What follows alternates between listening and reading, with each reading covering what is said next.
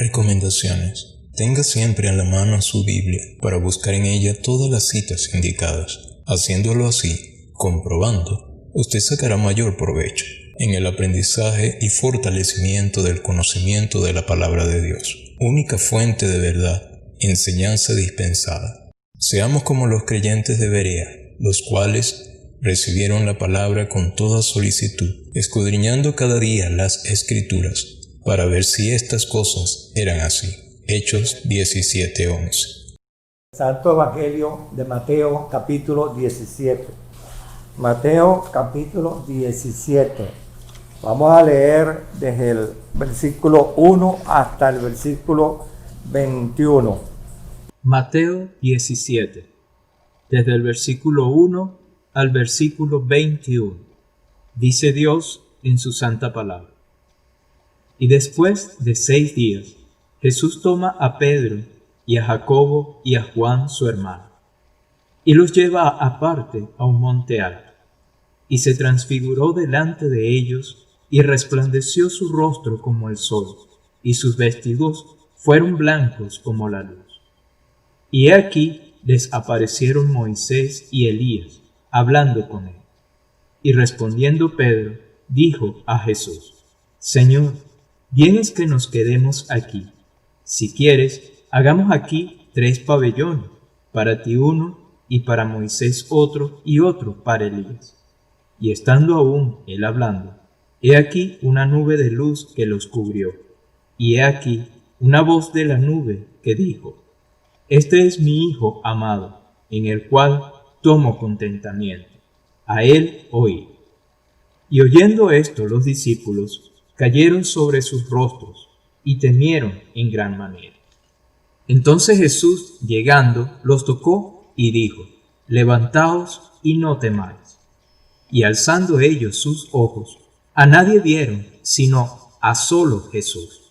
Y como descendieron del monte, les mandó Jesús, diciendo: No digáis a nadie la visión, hasta que el Hijo del Hombre resucite de los muertos. Entonces sus discípulos le preguntaron diciendo: ¿Por qué dicen pues los escribas que es menester que Elías venga primero? Y respondiendo Jesús les dijo: A la verdad, Elías vendrá primero y restituirá todas las cosas. Mas os digo que ya vino Elías y no le conocieron. Antes hicieron en él todo lo que quisieron. Así también el Hijo del Hombre padecerá de ellos. Los discípulos entonces entendieron que les habló de Juan el Bautista. Y como ellos llegaron al gentío, vino a él un hombre hincándosele de rodillas y diciendo: Señor, ten misericordia de mi hijo, que es lunático y padece malamente, porque muchas veces cae en el fuego y muchas en el agua. Y le he presentado a tus discípulos y no le han podido sanar. Y respondiendo Jesús dijo: Oh generación infiel y torcida, ¿hasta cuándo tengo de estar con vosotros? ¿Hasta cuándo os tengo de sufrir? Traédmele acá. Y Jesús le reprendió, y salió el demonio de él, y el mozo fue sano desde aquella hora. Entonces, llegándose los discípulos a Jesús aparte, dijeron: ¿Por qué nosotros no lo pudimos echar fuera? Y Jesús les dijo: Por vuestra incredulidad, porque de cierto os digo que si tuviereis fe como un grano de mostaza, diréis a este monte: Pásate de aquí allá, y se pasará, y nada os será imposible. Mas este linaje no sale sino por oración y ayuno. Que Dios bendiga su santa y bendita palabra. Amén. Gracias, Padre, por la oportunidad que nos das en el día de hoy, en esta primera exposición que hacemos durante este primer año. Te pedimos luz, te pedimos orientación, te pedimos que el Espíritu nos dé entendimiento para entender los dichos de tu boca y podamos siempre practicarlo en esta asamblea, y cada día seamos expositores, no solamente expositores, sino hacedores de lo que decimos y hablamos.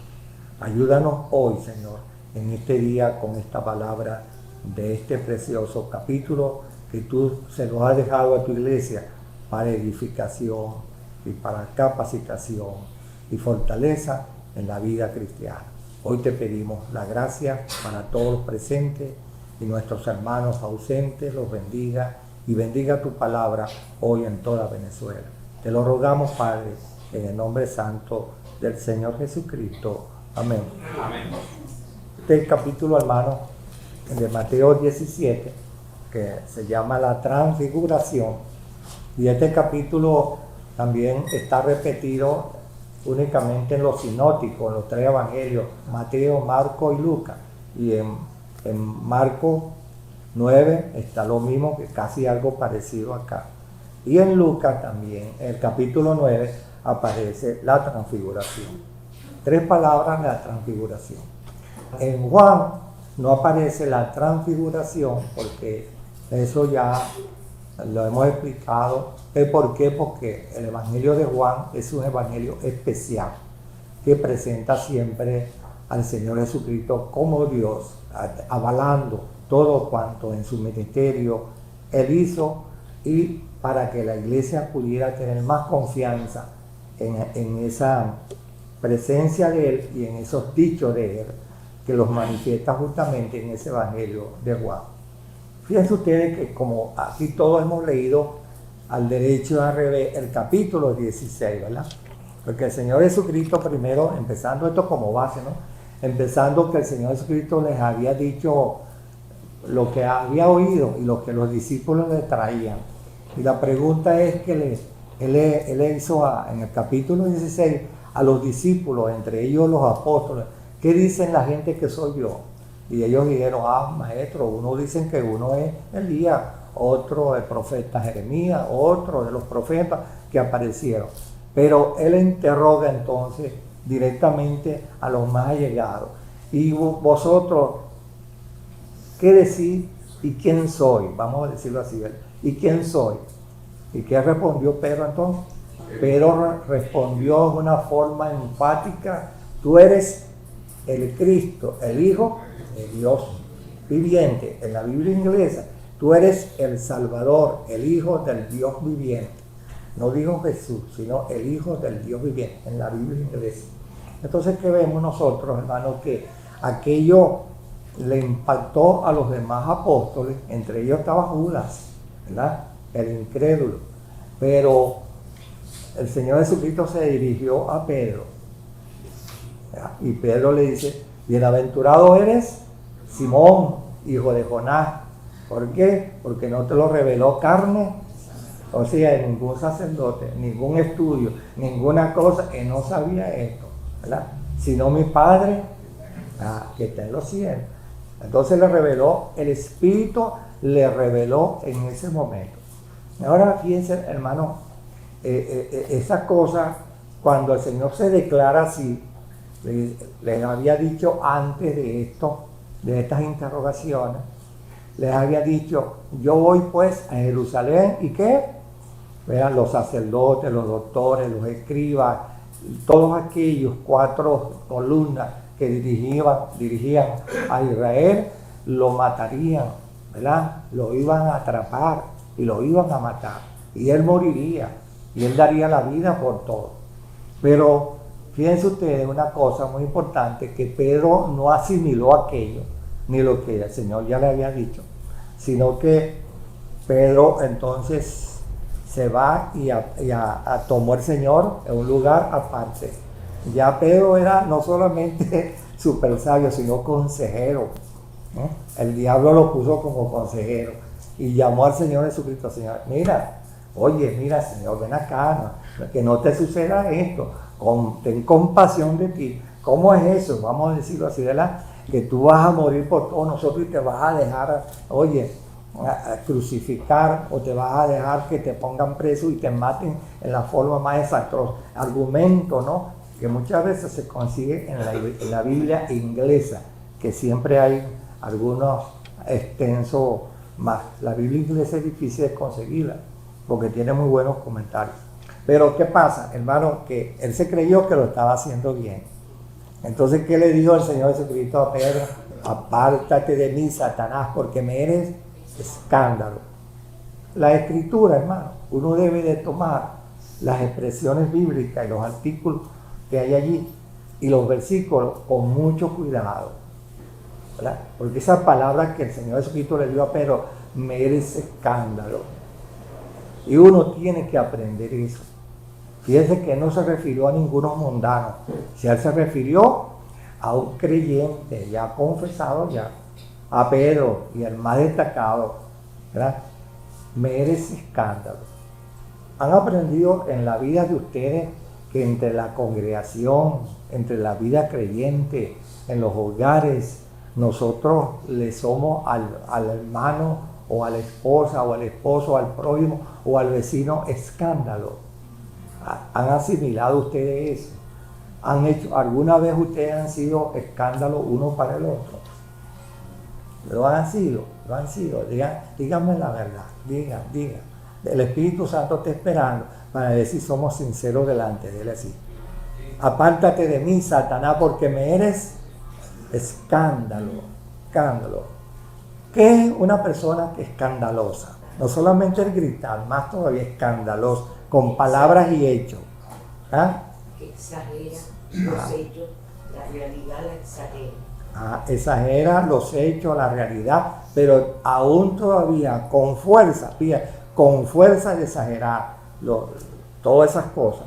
La voluntad del escandaloso es siempre desanimar y apartar al verdadero creyente de una meta y de un camino seguro. Bien, yo me recuerdo cuando nosotros éramos recién creyentes, allá que Pérez Jiménez estaba ya cayendo, entonces mis hermanas y hermanos se burlaban y trataban con sus palabras ásperas de apartarnos a nosotros, que éramos recién creyentes y habíamos recibido al Señor Jesucristo. Y el diablo usó a muchos de mis familiares para que muchos de los que ya habíamos empezado y estábamos en el camino de ser bautizados, para que nos apartáramos del camino y no confesáramos al Señor, ¿no? Y no acudiéramos a la asamblea. Y los domingos en mi casa, eso era desde tempranito, ¿no? Por la mañanita, ¿no, güey? Que todo el mundo bañándose y vistiéndose. ¿Por qué? Porque teníamos que estar en la asamblea el domingo por la mañana en la Santa Cena. Y siempre había los que no eran creyentes impedimento en el hogar para que no sucediera eso. ¿Qué era eso? El diablo, que es todopoderoso, que lo sabía, y como éramos débiles y desconocíamos muchas cosas, él insistía para que, usando a los demás para que no viniéramos a los cultos. Y eso era toda la semana. Eso era los lunes, miércoles y toda la semana. Y sobre todo el domingo, que era 3 veces que nos acomodábamos. Y eso sucede, hermano, actualmente en todas las vidas de nosotros los creyentes. Le somos escándalos al creyente y uno tiene que impedir y con firmeza ver detrás de aquel hermano que nos dice algo, si es la voz del Espíritu Santo o si es la voz del diablo, porque el diablo se coloca detrás de cada creyente. De cada creyente se coloca para impedir que nosotros no hagamos algo positivo. Dígame. A principio de la era del virus, vamos a llamarlo así. Sí, tuvimos muchos escándalos. Claro. La propia familia Claro. nos insinuaba que cómo era eso que íbamos a hacer. No, hermano. Reunirnos. Aquí, hermano, lo hubo. Y en todas partes, hermano. Lo que pasa es que el Señor, dice, en Mateo aquí 16 lo dice, ¿las puertas de qué? Las puertas del infierno no prevalecerán. Y el diablo ha impedido en el año pasado, un año, en el mundo entero, hermano. En el mundo entero y en muchas asambleas, que no se reúna masivamente la asamblea, ¿verdad? Los hijos de Dios y con toda la gente que iban a la asamblea, él ha impedido eso, porque él, claro, como dice ya en Job capítulo 1, capítulo 2 y capítulo 6, ¿no? Cuando fue a la reunión de Dios con los ángeles y entonces fue también Satanás. Y Dios le dijo, y Satanás, ¿de dónde viene? De andar por la tierra, rodear la tierra y andar por ella. Entonces, ¿qué es lo que hace Satanás? Se mete en la más pequeña y en la más grande asamblea, en los hogares, en todo lugar, examinando nuestras debilidades, porque somos creyentes. Él sabe que el Dios nos protege, pero Él busca nuestros pequeños debilidades o huequitos por donde introducirse, nuestros defectos, ¿verdad? Y sobre todo en el hogar cristiano hay siempre esos impedimentos. Entonces el diablo se aprovecha de esos escándalos que hay entre la familia, que hay entre la hermandad. Y es cierto, muchas asambleas hoy han fracasado. Y esto que el diablo ha permitido, que Dios le ha permitido al diablo, bueno, en muchas asambleas Dios las ha limpiado, ha sacado a aquellos falsos, a aquellos que no eran fieles, a aquellos que decían, como en el caso de la multiplicación de los 5 panes, ¿verdad? Y los 2 pececillos y 5 panes, ¿verdad? Y después que el Señor los probó a ellos, les dijo, miren, ustedes no vienen siguiéndome por la palabra que a vida eterna permanece, sino por la comida. Y les hizo énfasis, trabajar por la palabra que a vida eterna permanece. Y dice que aquellas palabras duras, dice que lo abandonaron desde aquella hora. ¿Por qué? Porque el Señor les hizo ver, como decía ya dice en Mateo 6:33, busca primeramente. Eso es, porque el hombre actualmente en la asamblea busca más las cosas materiales, como lo dijo el Señor en el Sermón del Monte. Será como los tiempos de Noé. La gente está entretenida más en lo material, en lo físico, ¿verdad? En lo físico, en aquello que no nos aprovecha tantas cosas espirituales, ¿verdad? Y entonces el Señor Jesucristo vino en la nueva dispensación, en la nueva gracia, a cambiar ese estatus para que el creyente verdadero busque más las cosas de arriba que las cosas de abajo. ¿Y qué es lo que estamos viendo actualmente? Dios está limpiando justamente su asamblea, está molestando a todos los pastores del mundo entero, a los dirigentes encopetados que se ocupan más de sus propios beneficios que de pastorear a las ovejas. Entonces, ¿qué resulta? Que hay más levadura en toda la asamblea en el mundo entero. Hay más levadura, o sea, falsa doctrina, eso es lo que significa la palabra levadura, que verdadera doctrina. Hay más show de los dirigentes en las asambleas que un verdadero alabanza a Dios. Yo lo he visto, hermano, y lo repito, usted dirá, si se ha convertido criticón del enlace, pero las canciones, los shows que yo he visto en la asamblea de enlace son más floridos, más pintorescos, oye, más exhibicionistas, un show carnal que la misma alabanza a Dios. Mira, hay ahí piano, órgano, guitarra, de todo tipo de instrumentos, y como 14 personas cantando en la plataforma. Claro, no se venían al estilo de Madonna porque ya no les permite la censura, pero lo que le falta es eso. Entonces, ¿ustedes creen que esa alabanza la recibe Dios? Y palabras que alabanza y de himno que no son significativos para alabar a Dios. Bien. Y no es eso, no suena como egoísmo, ¿no? Sino que no es la alabanza que Dios pide. Oye, cuando nosotros, fíjense cómo termina la escritura, hermano, cómo termina la escritura, allí, por lo menos en el Apocalipsis, tanto aquí en el primer capítulo como los otros. Me dice, aquel que nos amó, aquel que nos lavó en su sangre, a él sea honra y gloria por los siglos de los siglos. El himno que vemos allí iniciando, cantando por los creyentes y por los ángeles, dándole alabanza a Dios. Entonces, claro, nosotros tenemos que ser cuidadosos, ¿no? De que lo que vemos está bien. Veamos todo, asimilemos lo bueno, pero desechemos lo malo. No es eso no es. El hombre hoy, para atraer y para mantener las asambleas que son miles y miles, tienen que inventar sus ideas, y han cambiado el formato, el modelo de Dios para imponer el formato y el modelo del hombre en la asamblea. Está muy bien. ¿Ah? Eso tiene un solo fin. Claro, claro. Dinero. Ah, claro, el famoso. Ah, yo se lo estaba diciendo a los hermanos, averigüen, pongan el oído y busquen bien. El doctor Armando Dulce ya dijo que el 10% no era suficiente, que había que pasar del 30 o al 40% del diezmo, ¿verdad? Y eso es exprimiendo al pueblo de Dios. Armando Dulce, hermano, y yo lo digo con autoridad, que lo oí a él repetirlo en una multitud, hermano, Armando Dulce, que ya no es suficiente. Ahí en la ACBO, él lo dijo, que no era suficiente el 10%. Pero no se estaba refiriendo al maíz ni a la verdura, se estaba refiriendo a qué? A las divisas grandes, dólares, o qué más, o euros, o libra esterlina, o si no, pepitas de oro. Entonces, fíjense, averigüen, después me dirán si es verdad o no. Del 10 ya el 100, el 10 o el 40%. ¿Por qué? Porque la inflación ha subido y en el mundo entero están aplicando eso. Ya el diezmo no es suficiente para mantener el tren de pastores y pastoras que dirigen y los recintos lujosísimos, oye, y todo el equipo, todo eso ahora, y todo el que participa en esos equipos mayoritariamente tienen sueldo.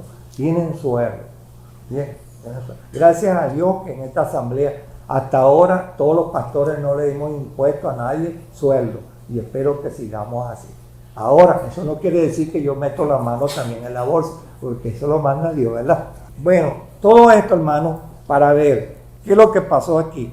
Entonces Pedro no entendió nada cuando el Señor Jesucristo, después que él hizo esa revelación y entonces esa confesión, entonces el Señor, bienaventurado es Pedro. Pero Pedro no entendió nada.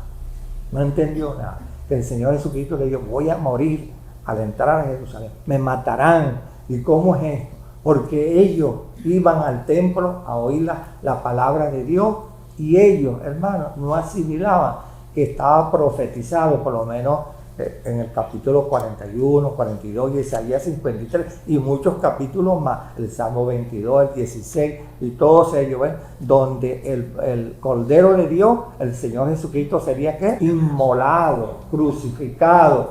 Y Dios le habla en simbolismo, en figuras les hablaba allá, en madera es figura y lo que es vivo en animales es simbolismo. Entonces Él les hablaba allá. Y entonces, ¿qué pasaba? Que ellos iban al templo y no asimilaban. Cuando el Señor Jesucristo les habló a ellos que Él tenía que ser crucificado o matado, eso no lo dijo Él, crucificado, ni ahorcado, ni decapitado, sino ultrajado, tomado por los doctores, los escribas, los dirigentes y los soldados para ser castigado y muerto. Entonces, claro, ellos sabían que la forma de matar a un líder en ese momento era crucificándolo. Ahora fíjense, ellos no entendieron esto y era necesario que el Señor lo llevara entonces, como dice aquí la Escritura, al monte de la transfiguración, ¿verdad? Al monte Hermón. Hay dos salmos que repiten, hermano. ¿Qué harían los que suben al Jordán y los que se reúnen en el monte Hermón? Entonces, esa es una profecía que está en los salmos. ¿Por qué? Porque David muchas veces subió allá a alabar y bendecir a Dios. Y como el Señor Jesucristo se encontró y se encontraba con los discípulos cerca de Cesarea de Filipo, está más cerca hacia el lago de Salmerón, hacia el este, hacia donde está el monte Hermón. Bueno, lo más lógico era subir allí al monte Hermón. ¿Por qué al monte Hermón? Porque allí actualmente, allí hay muchos templos actualmente. Y él agarró un lugar en aquel entonces, hace 2000 años, figúrate tú, que estaría desocupado y subiría con ellos. Ahora, después de 6 días que él les hace esa interrogación, sube con ellos. Y allí se transfigura delante de Pedro, Juan y Jacob, ¿verdad? Ellos. ¿Por qué ellos tres? Porque eran tres siempre. Por un lado la Trinidad, pero la ley mandaba que todo asunto, que todo negocio, que toda cosa seria consistía y había que hacerlo delante de ¿qué? De 2 o 3 testigos. Entonces el Señor se llevaba siempre 3 testigos, que ellos más adelante como testigos, como dice Pedro, allí en el primer capítulo, nosotros vimos y estuvimos con él en el monte de la transfiguración y vimos su gloria, vimos su majestad. Y Juan dice, y vimos su gloria como el unigénito del Padre, lleno de gracia y de verdad. Los 2 testificaron en las Escrituras, tanto Pedro y Juan. Pero Jacob predicaba tanto y hablaba tanto que entró a hablarle a la nobleza, y entre ellos, como él era de la nobleza y era conocido por el sumo sacerdote y por Herodes y por toda esa gente, digamos, que mandaban a Jerusalén allí y gobernaban, bueno, Jacobo se confió y se metió allí en la boca del lobo y predicó eso, y predicó y testificó eso. Pero ¿qué pasó? Que llegó Herodes a través de sus esbirros y le mandó, lo atrapó a Jacob y lo mataron y le mandaron a quitar la cabeza. Fíjense, una de las cosas que le estoy diciendo, no lo mandaron a crucificar, le quitaron la cabeza porque pertenecía a la nobleza. El que no pertenecía a la nobleza era ¿qué? O lapidado o crucificado, o lo lanzaban a las fieras. Ahora es una cosa también que hay que tomarla en cuenta a los buenos lectores de la Biblia. Entonces, ¿qué resulta? Que cuando él está allá en el monte de la transfiguración, se transfigura delante de Pedro, Juan y Jacobo. Entonces ya la ley estaba haciendo luz para ellos entendiendo.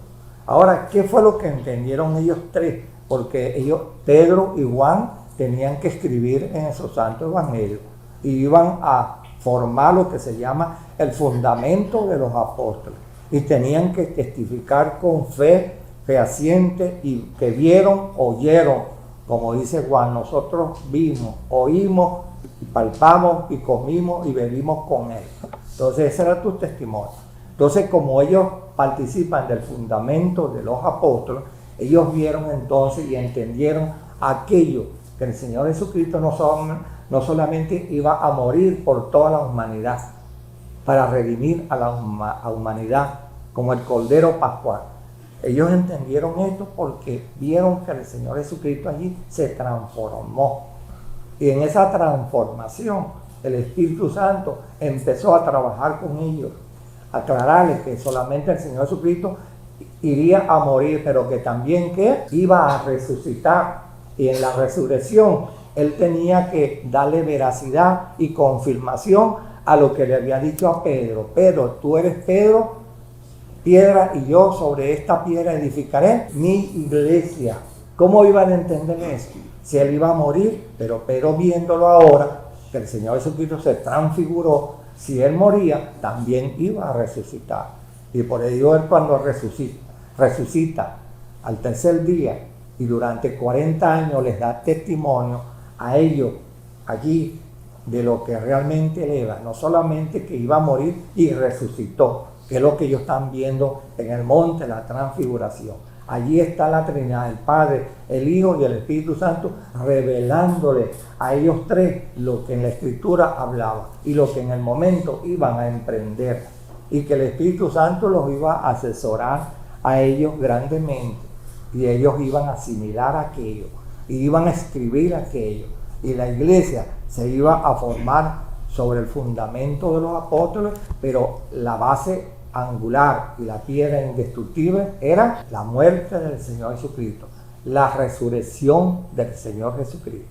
1 Corintios capítulo 15, que sin resurrección el Señor Jesucristo no hubiese resucitado, como dice Pedro, vana sería entonces nuestra fe, nuestra gracia, nuestra forma de salvarnos y forma de adorar a Dios y de publicar al prójimo. Era necesario que Él muriese y resucitase. Más aún todavía en la resurrección, que ellos pudieron ver que el Señor Jesucristo había hablado muchas veces de mi gloria. Y ellos vieron la gloria también, la glorificación del Señor Jesucristo. porque dice que su rostro se convirtió, su ropa se convirtió blanquísima como ninguna en la tierra, ¿verdad? Y su rostro se transformó y el resplandor era más 1000 veces que el sol. Entonces ellos entendieron la trilogía de palabras que el Señor Jesucristo les explicó a estos hombres escogidos para escribir las Santas Escrituras, los 4 evangelios y las cartas apostólicas, ¿verdad? Su muerte, su resurrección y su glorificación. Entendieron ellos allí.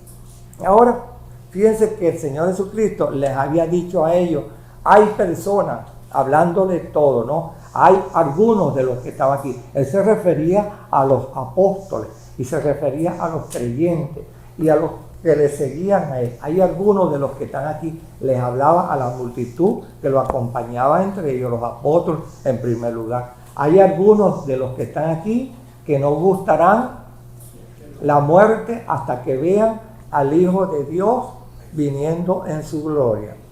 Fíjense ustedes, hermanos, que cuando yo estaba nuevo, veíamos siempre a lo que él habló muchas veces, que era en el futuro, cuando íbamos a ver, o ellos entendieron que iban a ver la gloria del Señor Jesucristo, viniendo en las nubes con sus santos ángeles y sus creyentes. Y resulta que el Señor aquí se los manifestó. El Señor Jesucristo aquí en esa transfiguración, en el monte de la transfiguración, en el monte Hermón, ellos vieron lo que el Señor Jesucristo en vida le dijo con mucho énfasis constantemente, ¿verdad? La gloria del Hijo de Dios. Y que no solamente estaba participando solo, sino que estaba su Padre con él y el Espíritu Santo, que no era visible todavía, pero en todo había iluminación, ¿verdad? Porque él decía que el Espíritu Santo tomará de lo de él y se lo revelaba a los apóstoles para que entendieran las cosas. Ellos fueron inspirados constantemente. Ahora, ¿qué resulta? Esa gloria que él le dijo, no gustarán la muerte, decía, no iban a morir, porque una de las personas que todavía no había sido decapitada ni puesta preso era Pedro, y Pedro tenía que ver la gloria de Dios. Y Juan también igualmente. Juan es el último que queda de esos apóstoles, ¿verdad?, que escriben justamente el Evangelio, las 3 cartas apostólicas y el Apocalipsis. Entonces, fíjense, clarito lo vemos nosotros aquí en el monte de la transfiguración. Pero ese monte de la transfiguración, hermanos, nos enseña algo muy importante para nosotros, los que decimos que tenemos la sana doctrina y practicamos la sana doctrina. Un creyente, cada día que se arrepiente a los pies del Señor, y aquella persona es lavada en la sangre del Señor Jesucristo, y aquella persona, mujer o hombre, se bautiza con el sacramento y se recibe constantemente el segundo sacramento de la Santa Cena del Señor, aquella persona que es investida del Espíritu Santo, y cada día el Espíritu Santo a esa persona la va empoderando, la va fortaleciendo, ¿no? La va iluminando, le va diciendo, deja estas cosas viejas y ve, como dice el apóstol Pablo, prosigo siempre al blanco, al premio de la soberana vocación. Entonces resulta que nosotros, como pequeña asamblea aquí, cada creyente, cada día debe de oír las indicaciones y las recomendaciones del Espíritu Santo. Cosas que no entienden, lean las Escrituras. Cosas que no entienden, oigan al Espíritu Santo, porque Él toma de todo lo que el Señor Jesucristo dijo y dejó para enseñarnos a nosotros como asamblea, para que como miembro colectivo o particularmente seamos cada día elevados a la altura de la transfiguración. Dice la Escritura que cada día debemos de renovarnos, ¿verdad? Que es la renovación, no solamente la reforma que hicieron la iglesia durante varios siglos para mejorar su estatus en el mundo, sino que también la renovación y la transfiguración es que el creyente va dejando cada día que su vida carnal, a un lado, capítulo 4 de la carta a los Efesios. Como dice el apóstol Pablo, aquel agresivo, aquel criticón, aquel que acusa, aquel que lleva mala vida, aquel que trata de engañarse a sí mismo, así, pecando por aquí, pecando por allá, y no se eleva cada día a la altura de ser un creyente consagrado, ¿verdad?, a los pies del Señor Jesucristo. Ese creyente es un creyente como, que el Señor Jesucristo lo dijo, ¿cómo? Es ciego, tiene la vista corta, y siempre hay en la asamblea, en el mundo entero y en esta pequeña asamblea, creyentes femeninas y masculinos, siempre que ven poco y cometen errores. Y eso, en esta transfiguración, el Señor nos manda altura, hijo, altura, hijo. ¿Cómo se logran las alturas de la transfiguración? Es decir, dejando yo mis malas prácticas que tuve hasta ahora delante de Dios. ¿Cómo se deja eso? ¿Cómo se deja eso? Bueno, hay un himno que cantamos que dice, consagrame, mira, alma, vida y corazón. Pero eso es únicamente decirlo o también lo hacemos en la práctica. Yo siempre lo he dicho, una asamblea teórica no progresa. Un creyente teórico no progresa. Una asamblea práctica progresa. Un creyente práctico, tanto en la asamblea como fuera de la asamblea. Hay un dicho que dice, que nos lo dice muchas veces, sobre todo las esposas cuando están bravas con nosotros. Sí, tú eres luz en la asamblea, pero aquí en el hogar eres tiniebla, ¿verdad? Pero siempre sucede que uno tiene que mejorar. Las esposas miran al esposo, mira, tú no estás cambiando totalmente y no estás llevando la vida como debe ser. Y ellas nos miran, mira, tú no lo estás haciendo bien. Pero yo veo que si tú se te portas de maravilla por allá, pero aquí no. Ahora, ¿qué pasa? Que uno, hermano, uno nunca dice, el Señor dijo, anda delante de mí. Lo primerito, cuando Él escoge, ¿qué le dijo a Abraham? Anda delante de mí. Ahora fíjese, no cometió errores Abraham, pero Abraham era un siervo apegado a la ley de Dios y siempre procuraba en todo enseñar, porque dejó demostración en Isaac, en Jacob, dejó viso de que él obedecía a Dios y él anduvo delante de Dios. Tan es así que Dios lo llamó como mi amigo Abraham, ¿verdad? Mi amigo Abraham. Qué bueno cuando que Dios pueda expresarse allá arriba y acá abajo, mi amigo, mi amiga fulana, mi amigo fulano. ¿Por qué? Porque hacemos ¿qué?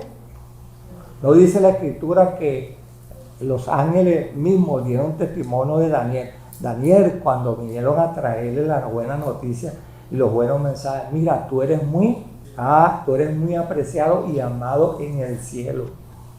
Entonces, ¿qué resulta? Que los ángeles ven cómo actuamos nosotros, cómo procedemos nosotros, ¿verdad?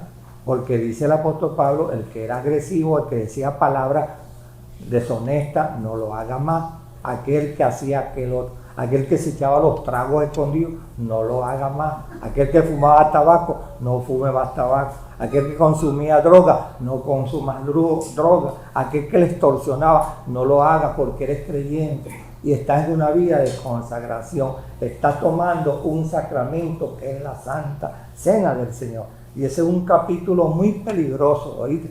1 Corintios capítulo 11. La persona que no tome dignamente, coma del pan y beba de la copa del vino dignamente, está comiendo juicio.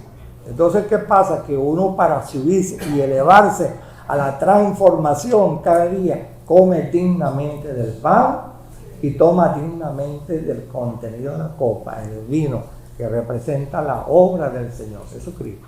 Y aquel cristiano que lo hace cada día va dejando su vida pasada, pagana, mundana, animálica, la va dejando atrás y va progresando y va progresando. El Espíritu Santo va transformando al creyente de esta asamblea cada día a un ser mejor, más servicial, más santo. Ahí lo repite la Escritura, sean santos, porque yo soy santo. Y entonces es así como el creyente, Dios le agrada, derrama bendiciones. Cuando Dios ve que la asamblea, el hogar, el creyente están haciendo como Dios lo manda, porque Dios no prueba. A veces Dios nos coloca al lado algo, hermano, que no nos agrada y que no sabe, que nos incomoda. Porque, hermano, eso de llevar una vida así como uno quisiera, ay, que no hubiese ninguna molestia, todo es paz, todo es tranquilidad, todo es un frescor, que no tengamos contratiempo, ni en el hogar, ni en el trabajo, ni en ninguna parte, y que todo fuera apacible. ¿Ustedes creen que actualmente eso puede ser? No, dice la Escritura. Dios nos dejó, como le dijo a Pablo 3 veces, Señor, quítame esta aguijón. ¿Y qué le dijo el Señor a Pedro? Bástate mi gracia. Eso lo tenemos que tener metido aquí en el pecho. Bástate la gracia. Nos basta el poder del Señor. Y con el poder del Señor, para probar nosotros que somos creyentes consagrados y que cada día crecemos, debemos primero valorar el problema que tenemos. Cuando uno tiene un problema, es cuando uno busca al Señor Jesucristo. Señor, dame fuerza, dame luz, dame entendimiento, dame sabiduría para manejar este problema que tengo. Y el Señor enseguida responde. Y cuando Él responde, mira, esa fuerza viene. Y uno, ese obstáculo, lo vence, hermano, lo vence. No sé, ninguna persona, yo se lo dije a un hermano muy privadamente y lo he dicho varias veces aquí, siempre Dios nos dejará a nosotros en esta asamblea pequeñas enfermedades, porque no las quita totalmente. Eso lo hace Dios para prueba de esta asamblea, de muchas familias aquí. Aquí el que menos tiene un ¿qué? Un callito en el dedo gordo, aquí en esta asamblea, y le duele ese callito. Usted sabe lo que significa eso, tienen problemas. Entonces, cuando uno tiene un problema, bueno, Señor, aquí vengo con tu problema. Por eso es que termina aquí diciendo, ¿no? Que después cuando el Señor baja del monte de la transfiguración, donde allí el Señor demuestra 3 personas, Él transformado, Moisés transformado, Elías transformado. Ya Moisés había muerto, ya Elías había muerto. Pero el Señor trajo allí lo que significa, hermano, el reino de Él. ¿Qué pasó allí, hermano? Que debemos entender, porque hay muchos escritos que todavía no borran de sus comentarios esta mala idea. ¿Qué pasa? Que hay personas que no se dan cuenta que el Señor Jesucristo, en su gran obra, Él, Moisés, representando a toda aquella gente de la antigüedad, todos cuantos creyeron en Él, porque Moisés escribió de todos ellos. Igualmente Elías escribió de todos los profetas en su época de la monarquía hebrea, de la época de los profetas mayores y menores, Elías también. Entonces, toda esa gente, Dios las trajo aquí representándonos como los que Él redimió. Porque toda esa gente están en el paraíso porque murieron y fueron sus pecados limpios ¿en qué? En la sangre del Señor Jesucristo. Pero el Señor Jesucristo ya había muerto. Entonces, ¿cómo es eso que fueron limpios en la sangre del Señor Jesucristo? Pero ¿en qué sentido? En los corderos, en los animales que sacrificaban. Y todos aquellos animales que sacrificaban, todos los antiguos, tenían que ver hacia el futuro, que era la persona del Señor Jesucristo, que los limpiaba de todo pecado. Y entonces Moisés es representante allí de todo eso que el Señor allí les presentó a Pedro, a Jacobo y a Juan, ¿verdad? Allí. Elías igualmente. Todos los que lean la época de Elías hasta el nacimiento de Juan el Bautista, todas esas personas, porque fíjense que Juan el Bautista fue ¿qué? El último de los profetas, está representando Elías a todos aquellos que fueron salvos, ¿verdad? Y en la sangre del Señor Jesucristo por fe. Y ahí estaba el cordero de pascual presente para realizar la obra efectiva, para cancelar a aquello antiguo y cancelar el presente y aún más que el futuro. Y Elías aquí, así como Moisés representa a todos esos escogidos por Dios Elías también está representando todos aquellos que actualmente creen en el Señor Jesucristo, en las profecías, como también Elías, que vendrá en la gran tribulación para aupar, para proteger, para evangelizar y hablarles nuevamente. Ya la ley no hace efecto, sino la gracia del Señor Jesucristo. Y creerán muy poco, como en los tiempos de Noé. Entonces esos 144,000 serán salvos y lavados ¿en qué? En la sangre del Señor Jesucristo, porque para eso está Moisés y Elías, para predicarles a ellos que solamente se entra al cielo por la sangre del Señor Jesucristo. Él lo dijo, nadie va al Padre, los que fueron al Padre por medio de Él, los que vamos al Padre actualmente por medio de Él, los que irán a la presencia del Padre por medio de Él, ¿entiendes?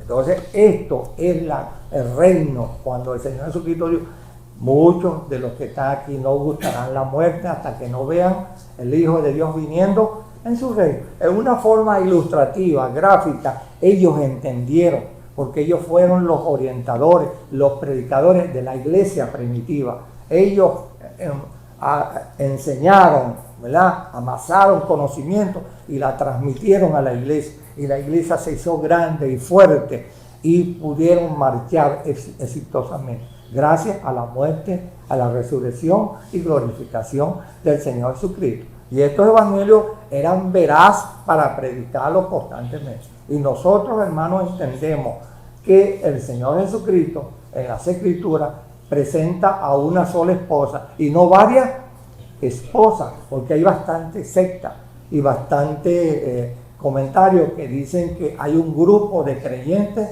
de la antigüedad que serán aparte sacados para ser evaluados y premiados en el tribunal de Cristo. Eso es falso, eso no es así. Igualmente los de la gran tribulación, igualmente la iglesia. Así que hay tres grupos y estas doctrinas que tarde o temprano los que no lean mucho se van a encontrar es falsa. Mientras que el Señor Jesucristo unificó ¿qué? Si usted lee en la carta a los hebreos, dice, he aquí yo con los hijos que Dios me dio. Es decir, todo lo que el Padre dijo al Señor Jesucristo, todo lo pasado, lo presente y el futuro, el Señor Jesucristo lo aglutinó, ¿verdad? Y Él formó mi iglesia. Pedro entendió, y tú eres Pedro, sobre esta roca edificaré mi iglesia. Y la palabra iglesia, eclesia, en griego significa extraer, sacar. Él sacó de allá, sacó de acá y formó eso que llama la iglesia. De toda raza, de todo color, de todo idioma, todos los 4 puntos cardinales de la tierra, Él recogió y está recogiendo creyentes para formar su iglesia. Y esa iglesia cada día se va superando en altura, en transformación, en glorificación, de la cual nosotros somos parte. ¿Ves? Y nosotros aquí también seremos glorificados, transformados. Así como Pedro quería estar allí y le dijo, no es esto. Eso fue el momento. Eso de enramar, eso no es cosa nueva de Pedro. Esa era la costumbre y la cortesía de los judíos, ¿no? De darle siempre una bienvenida a unas personas extrañas. Pero lo que quería era hacer allá unas enramadas, unas cabañas para él subir y bajar constantemente y estar allí con esa gloria, ¿no? Eso no es así. El Padre le dijo, no, oír, tenemos que oír siempre al Señor Jesucristo. Y esta es la recomendación del Padre. Este es mi Hijo amado, a Él oír. Y una de las cosas, hermanos, que uno como creyente en estos tiempos tenemos que oír al Señor Jesucristo. Y esta asamblea, hermanos, Dios quiere que cada día nos exaltemos en la gracia de Él y crezcamos en la gracia y conocimiento, pero no de teoría, sino de hecho, de práctica. Fíjense que el diablo no está muy contento con esta asamblea. ¿Sabe por qué? Porque nosotros no nos hemos dejado de reunir. Yo lo vi y lo oí. La semana pasada, 3 asambleas católicas, apostólicas, romanas en Maracaibo se reunieron un domingo abierto así y sin tapabocas y libremente. ¿Y qué pasó? Se contagiaron todos. Y el curita también se contagió. Incluso el gobernador multó al cura que auspició la misa y bueno, no lo hizo con la seguridad. Ahora no importa que lo haya hecho aún con la seguridad, porque allí no estaba ¿qué? La gracia del Señor Jesucristo cubriéndolos a ellos. Mientras que nosotros aquí nos hemos reunido en un año y entrámonos, mira, así, ¿verdad? Estamos es para honrar humildemente, sencillamente honrar al Padre, al Hijo y al Espíritu Santo, ¿verdad? Y Él invocando siempre sus 5 palabras del Salmo 91. Peste no tocará, digamos, tu persona. Peste no tocará tu hogar. Peste no tocará tu asamblea. Peste no tocará tu salida y entrada. Eso es extenso, hermano. Que lo vamos a ver el año que viene, en los meses que vienen, si Dios lo permite. ¿Entiendes? Para que vea lo maravilloso que Dios, como dice un salmo, probar que Dios es bueno. Hermano, y cuando se tiene fe, Dios lo ha demostrado, ¿verdad? Ninguno de aquí, algunos han tenido resfriado, ligero, fiebre, pero no es coronavirus. El coronavirus mata y destruye, pero de verdad, verdad. Y el coronavirus penetra en la persona que tiene algún problema muy feo en su vida, que es demasiado malo y Dios permite que lo toque esa peste. Dios lo permite que lo toque esa peste. ¿Por qué? Porque es un castigo de Dios, en primer lugar para la iglesia mundial y en segundo lugar para los gobernantes que han irrespetado y no han tenido el temor de Dios. Y antes estas ciudades de Caracas y de Venezuela se han llenado de idolatría y de hechicerismo y de idolatría de toda clase y de brujería de toda clase. ¿Y quiénes son los responsables? Las autoridades. Dios le manda sanciones.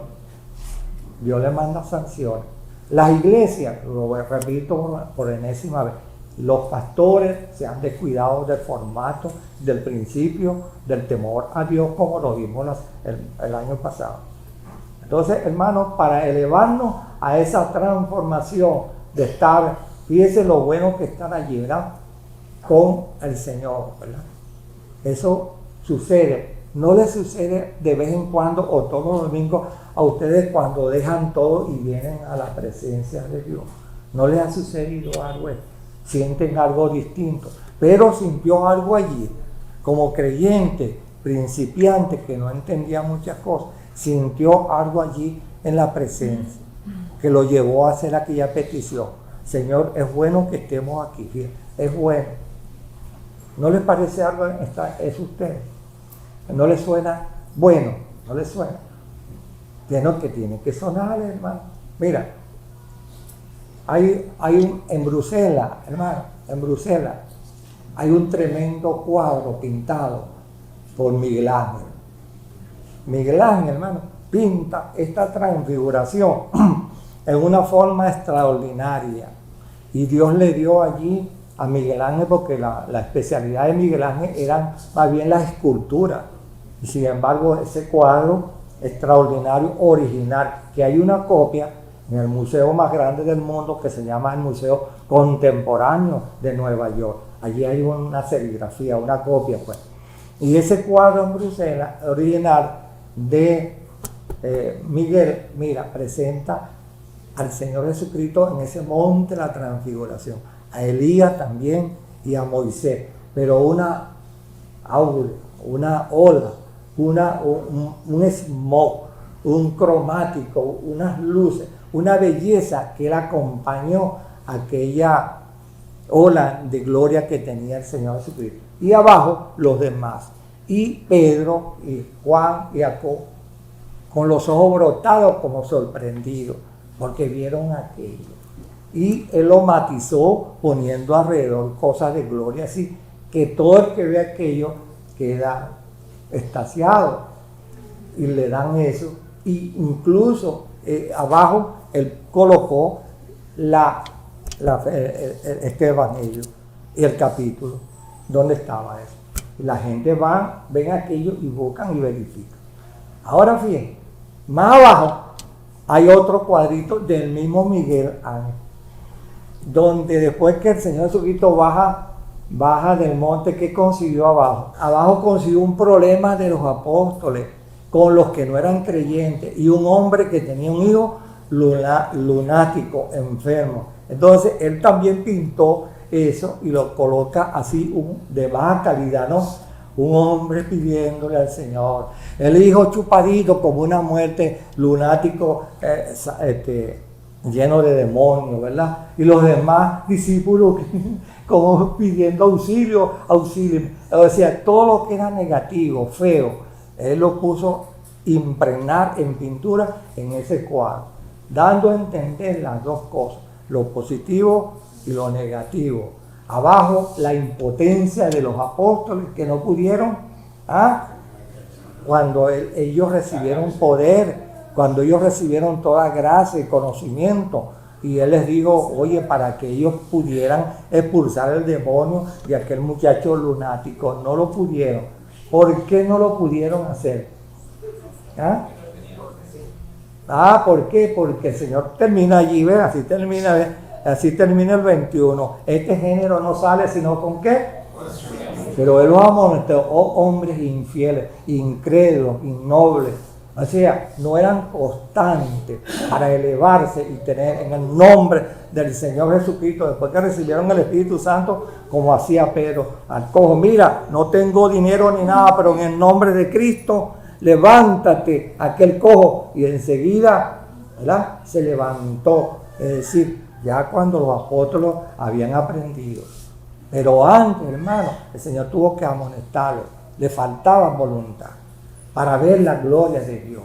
Y muchas veces en unas asambleas se ve la tristeza, o en una familia, o en algunas personas consultando, porque tienen un problema, un género escondido que no se lo han llevado al Señor, y eso persiste en el hogar de la persona, persiste en la persona. Eso que el Señor le dijo, este género no sale sino con oración y ayuno.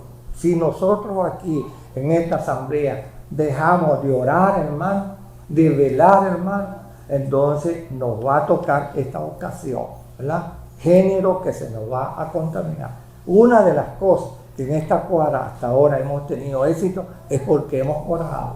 Y ustedes han venido con muy buena voluntad por la oración que ustedes hacen privada y la que hacemos en público.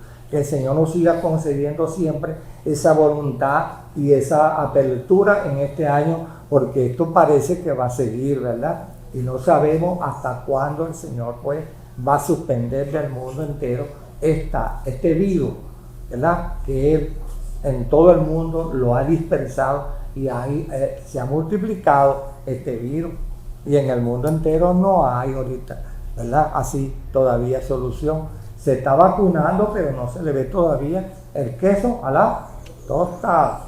Entonces, hermanos, ¿qué nos enseña? Veamos en el monte de la transfiguración.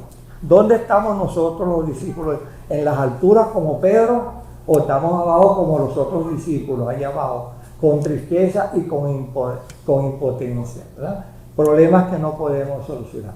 Y esto es, como dijo el Señor Jesucristo, y cantamos el himno, esto es porque no traemos todo a Dios en oración, hermano. Así que como pequeña asamblea, hermano, elevémonos siempre al monte de la transfiguración. ¿A dónde está el Señor Jesucristo? La carta a los Hebreos dice que siempre llevemos todo problema al trono de la divina gracia para hallar oportuno socorro. Y eso nos manda el Espíritu Santo. Para tener éxito como asamblea, hagámoslo constantemente. Para tener éxito como hogar, hagámoslo constantemente, hermano.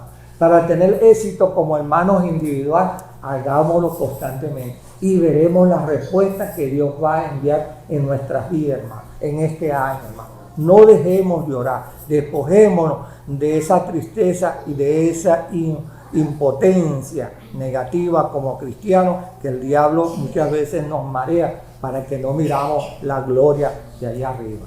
Una de las cosas que el Señor nos enseña, que siempre allá arriba está la gloria y allá viene el poder, no acá abajo. Que Dios bendiga su santo y bendita palabra.